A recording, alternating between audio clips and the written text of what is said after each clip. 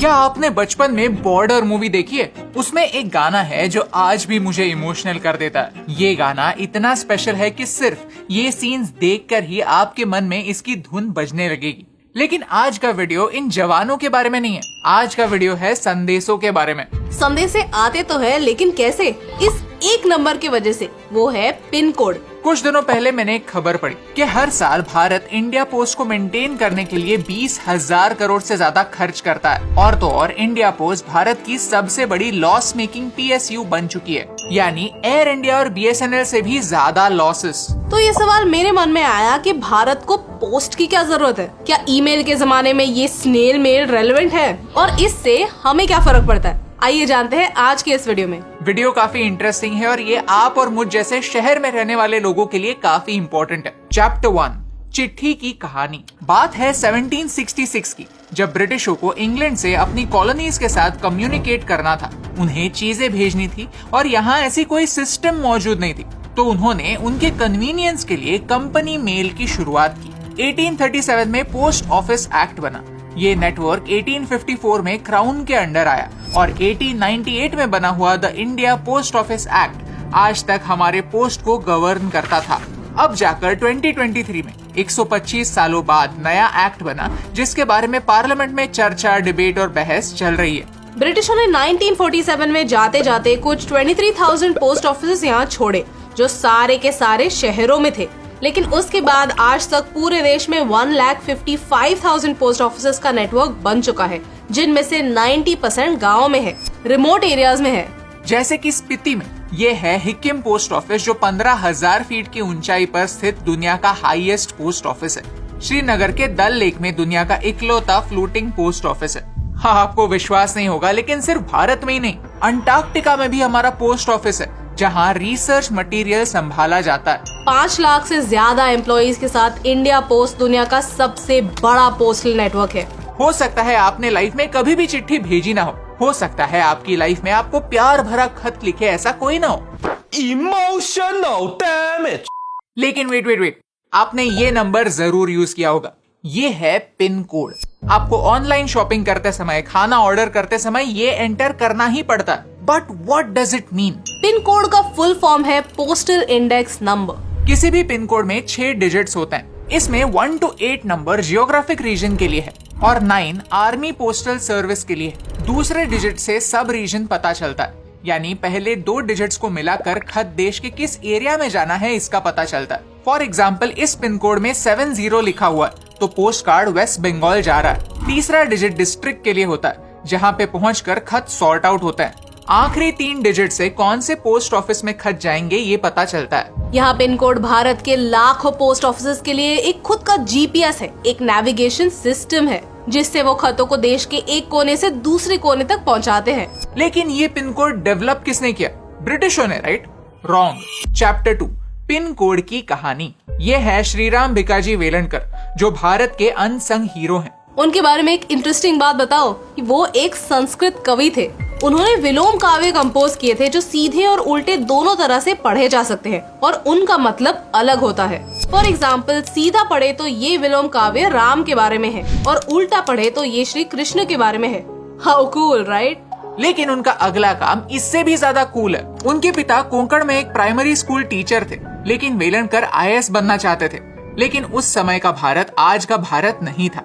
ये बात है 1938 की, जब 150 IAS ऑफिसर्स में से सिर्फ 3 इंडियन ऑफिसर्स चुने गए और बाकी के सारे ऑफिसर्स ब्रिटिशर्स थे। IAS के रिटन एग्जाम में फर्स्ट आने के बावजूद कॉलोनाइजेशन के एग्जाम में वेलणकर फेल हो गए थे। लेकिन उन्होंने हार नहीं मानी।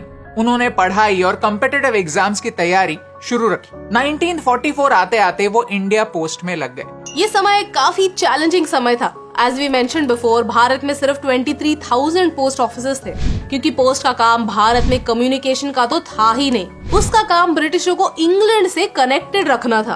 तो जहाँ ब्रिटिश वहाँ पोस्ट ऑफिस, यही सिस्टम हुआ करती थी। इंडियन पोस्ट को इंडियनाइज होने के लिए भी आजादी के बाद 25 साल लगे, और वो भी कब हुआ? एक बड़ा झटका लगने के बाद। 1971 में बांग्लादेश लिबरेशन वॉर हुई। इस वॉर में भारत ने पाकिस्तान को हराया जरूर, लेकिन हमारे जवानों तक इम्पोर्टेंट कम्युनिकेशन पहुंचाते हुए बड़े प्रॉब्लम्स आए। उस समय हमें ये रियलाइज हुआ कि पूरे भारत में एड्रेस लिखने का कोई एक सेम तरीका नहीं है, कोई एक स्टैंडर्ड नहीं है। कई लोग पढ़ लिख नहीं सकते और भाषाएं भी इतनी अलग अलग है कि किसी ने एड्रेस कन्नड़ा में लिखा और डिलीवर करना है राजस्थान में, तो एक पोस्टमैन एड्रेस पढ़ेगा कैसे? अगर एड्रेस पढ़ भी लिया तो एक ही गांव में एक ही नाम के कई लोग रहते थे। ये प्रॉब्लम सॉल्व कैसे किया जाए?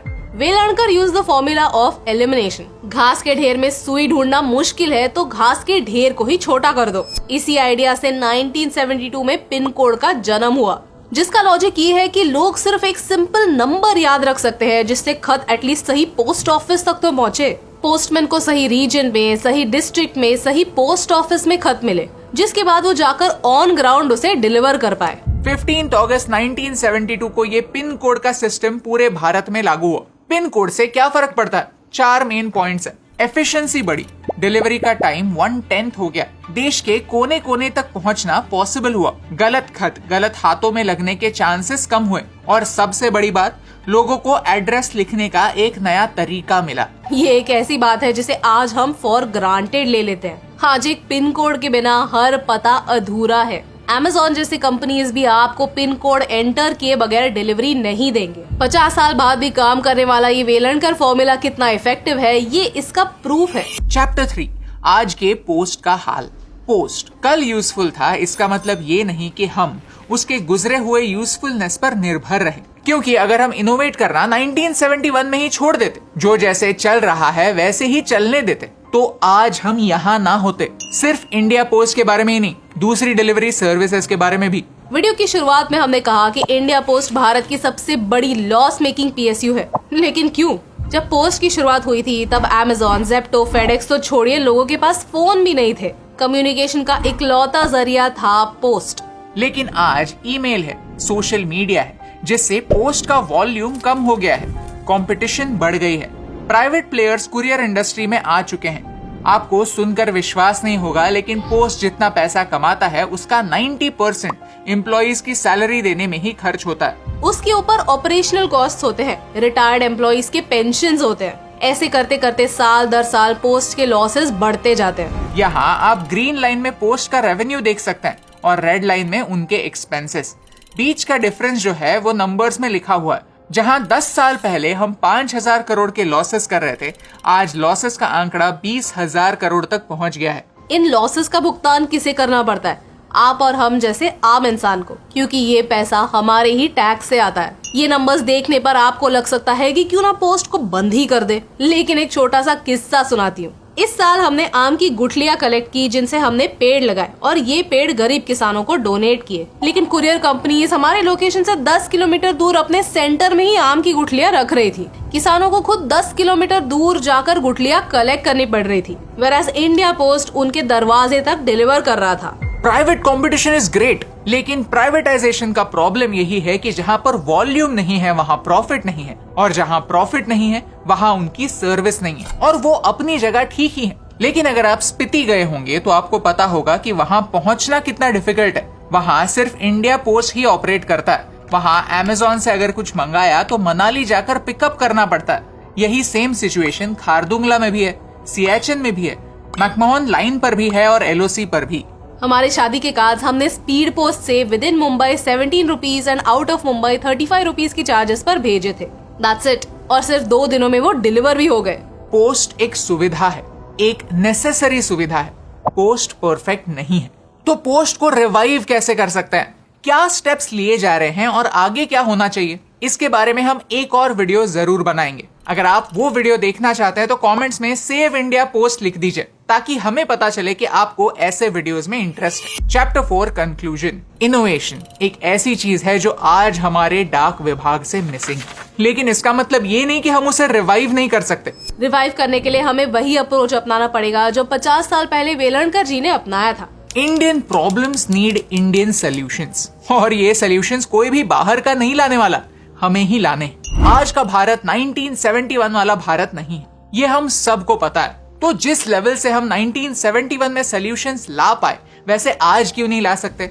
भारत को 1% ही क्यों ना हो बेहतर क्यों नहीं बना सकते? आज भारत को सॉल्यूशंस की जरूरत है। सॉल्यूशंस ढूंढने की चाह रखने वाले लोगों की जरूरत है। एक ऐसी जनरेशन की जरूरत है जो फाइट मारते हैं, जो गिव अप मार के भाग नहीं जाते, दिमाग की खिड़कियां खुली रखते हैं, दुनिया का बेस्ट नॉलेज सीखते हैं और भारत में वापस आकर उसे इम्प्लीमेंट करते हैं। ऐसे ही सॉल्यूशंस ढूंढने वाले, हमें पिन कोड का सिस्टम देने वाले वेलणकर जी को हमारा सलाम।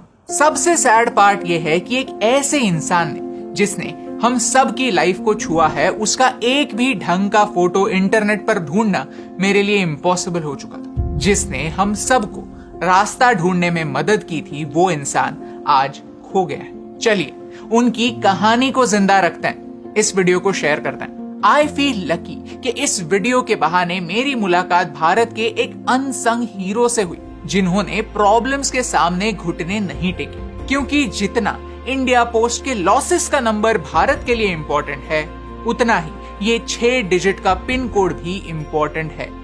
और यही संदेशा आप तक पहुंचाने से मुझे फर्क पड़ता है।